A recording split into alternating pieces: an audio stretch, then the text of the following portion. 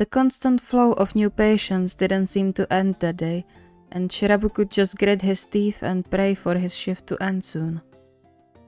Not that he complained about his work. He could never. After all, he chose to be a doctor, and he was dedicated to his job more than to anything else. Perhaps with the exception of Sami, but that was beside the point. Still, he wished for at least one slow day. That's all he wanted.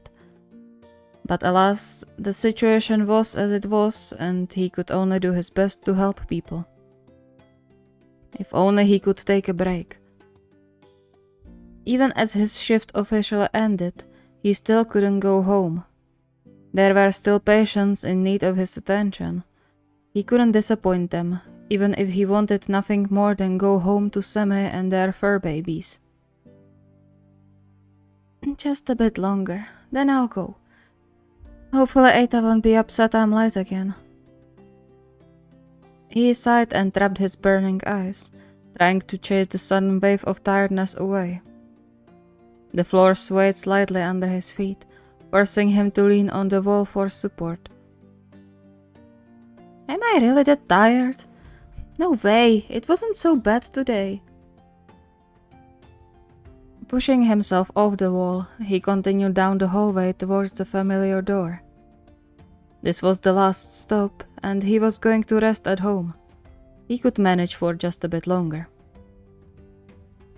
He knocked gently on the door and walked in, getting welcomed by a bright smile from the older lady. Kenjiro, dear, I thought you forgot to visit me today. Shirabu smiled back, hoping it didn't look as forced as he thought. I could never. You know visiting you is my favorite part of the day, Nakano-san. Oh, you sweet talker. You're making old women blush. Just saying the truth. He slumped on the chair, suddenly feeling like he got run over by a herd of horses. Perhaps he should get a coffee before going home. He didn't want to fall asleep behind the wheel. Or maybe a quick nap in the staff room could help.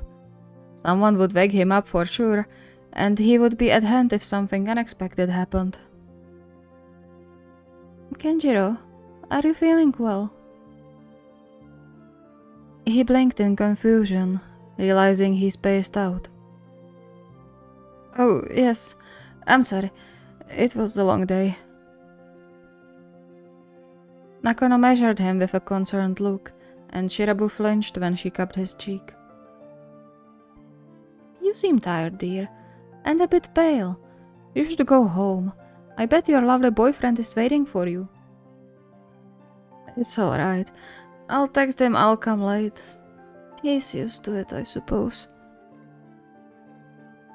Nakano frowned and lightly smacked his hand. That's not something you should make your partner used to. He deserves to have you home, and you deserve to rest after all the hard work you do for all of us. But... No buts. When does your shift end? Half an hour ago? He pulled away a bit, expecting another light smack to his head or hand, and rubbed the back of his neck. I just wanted to say hello since I didn't make it here during my shift. Nakano sighed, her features softening with a smile. Oh, Kenjiro, you're a sweetheart, but your health and relationship are more important. Remember the last time one of you was overworked and tired? I don't think your Eita would like the history to repeat itself. Shirabu lowered his gaze, his shoulders slumped. Of course she was right. Seeing Sami after he collapsed was horrible, and he definitely didn't want to put him through the same feeling. But he wasn't that tired. He just needed a coffee, a short rest, and he was ready to carry on. A gentle, wrinkled hand covered his. Do you understand what I'm telling you? Shirabu nodded and squeezed her hand back. Yes, of course. I'll go home now, I promise. Good. Say hi to Eita from me, will you? I will. He staggered as he got up, his head spinning. He quickly stabilized himself and bid farewell to Mrs. Nakano before rushing to the staff room to get the promised coffee. He hoped whatever discomfort plagued him would ease up when he finally got home, but it only seemed to get worse. His head throbbed as if someone was smashing into his skull from the inside, making it difficult to focus even on mundane things like unlocking the door and taking his shoes off. His whole body was weak, and bones ached to their very core, forcing him to walk along the walls for support. A bit like in a dream, he wished Sami would come to him and catch him in his arms, perhaps carried him to bed. But to his surprise, he found the lights turned off and the flat empty. Huh? He should be home already. Eita? The only answer he got were the quiet meows coming from the living room. He patted the two fluff balls waddling around his legs, the frown on his face turning into a weak smile. As the days went by, he found himself more and more attached to the kittens, much to Sami's delight. They still didn't give them any names in case they found a shelter to take them in, but at this point, Shirabu wouldn't be mad if they did get to name them. Thank goodness there's no pet ban here. He staggered when he straightened up, his vision going black for a second. Leaning on the nearest chair, he took a moment to breathe to make the room stop spinning with him. He shivered, a sudden wave of cold washing over him, though he couldn't feel anything out of the ordinary when he checked his forehead. Inwardly cursing his weakness, he slowly made his way to the kitchen to make himself a cup of tea, clenching it in his hands in hopes to chase away the cold biting into his muscles. Come on, put yourself together. You have work tomorrow. He really wished Sami was home. Where is he anyway? He sighed and shook his head. Wherever his boyfriend was, he was getting a talking to for not letting him know. He carefully carried the mug to the bedroom and then just collapsed on the bed, just the thought of having to take a shower making him even more exhausted. Shivering, he pulled the blankets close to his body, curling into a ball. He hoped he could get some sleep, but the constant throbbing pain in his head made it difficult to even close his eyes. That and the cold waves running through his body, making him shiver. He had to get up eventually to fetch more blankets, almost fainting in the process, but the cold just didn't want to go away, intensifying the despair he felt as sleep continued to avoid him. Just this once, I actually need to sleep and... He startled when the main door shut close, a sharp pain shooting through his head. Genji, are you home? Why so loud? He groaned and hid his head under the covers, ruining the perfect cocoon he made. Footsteps headed towards the bedroom door. Genji? Oh, for fuck's sake! Do you have to be so loud? He flinched, his own voice making his head hurt. Soon, the door opened quietly, and much softer footsteps stopped by the bed. Sorry, did I wake you up? Shirabu emerged from the blanket nest to throw a nasty glare at his boyfriend. What kind of question was that? Yes, you move like an elephant! Sami blinked a few times, visibly confused. I'm sorry, I didn't know you went to bed already. I thought... Are you okay? No! Not when you are making my life difficult! He froze immediately, horrified by what just left his mouth. Sorry, I didn't mean that. It just... The mattress under him sank a bit, and he flinched when a cold hand touched his forehead, sending violent shivers through his body. Are you sick? No. Kenji, you have 4 blankets around you and shiver anyway, and your forehead feels like an oven. You are sick. I'm not. Sami sighed, and Shirabu could feel him roll his eyes. But he couldn't be sick. He was just tired, needed to sleep a bit, and then everything would be fine. He had to be at work tomorrow. He couldn't be sick. He whined quietly when the soothing presence beside him disappeared. He emerged from the blankets again to look around, but Sami was gone. Was he just dreaming? No way, Sami was here just a second ago, right? He couldn't imagine it. He hid his head under the covers, the headache slowly getting insufferable. Kenji, come out for a bit.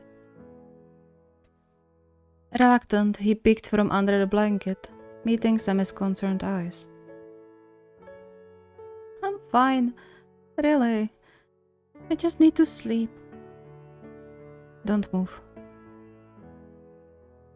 He pointed a thermometer at Shirabu's forehead, the beeping sending another wave of pain through his head. It's really nothing. It's not nothing. You have a fever. Look for yourself if you don't believe me. He showed Shirabu the display, the big 39.5 degrees shining into his eyes. That can be from the blankets. Yeah, sure. Sighing, Sami took Shirabu back into his cocoon and ran his fingers through his hair. Why do you have to be so stubborn all the time? This is about your health. I'm not. Yes, you are. What hurts? Do you want some medicine? Just some painkillers. I need to sleep. I have work tomorrow. You really think I'll let you go to work in this state? Not gonna happen. You're staying home. But there's no one else. We are already short-staffed. I can't stay home. Kenji, I mean it. What do you think you can do when you are this sick? You can make your patients sick too, or overlook something you normally wouldn't.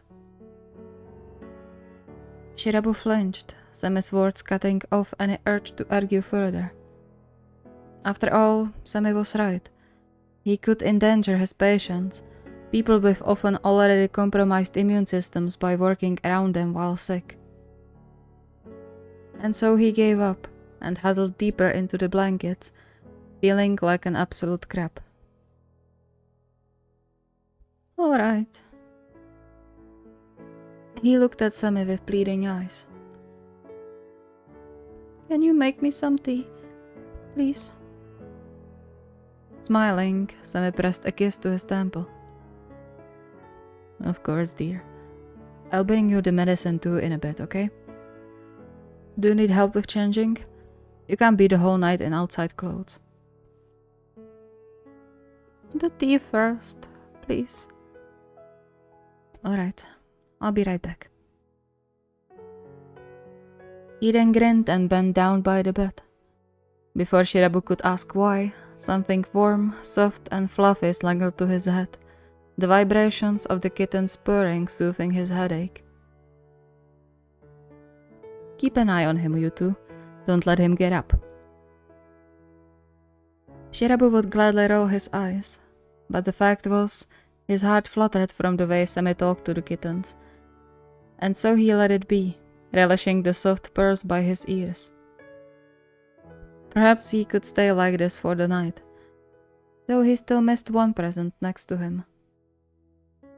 Kenji, you need to take those before you fall asleep.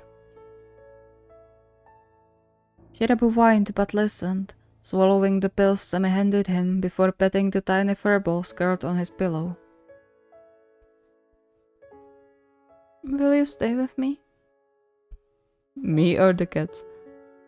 All of you. Sami gave him a soft smile and an even softer kiss on his forehead.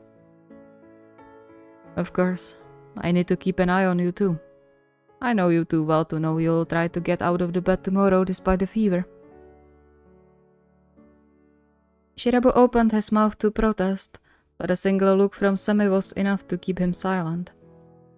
After all, Sami was right in this too, unfortunately. Thought so.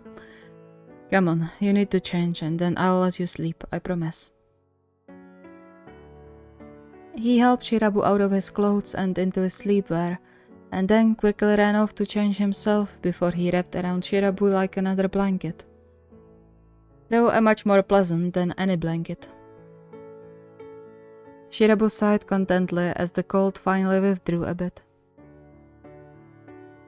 Thank you.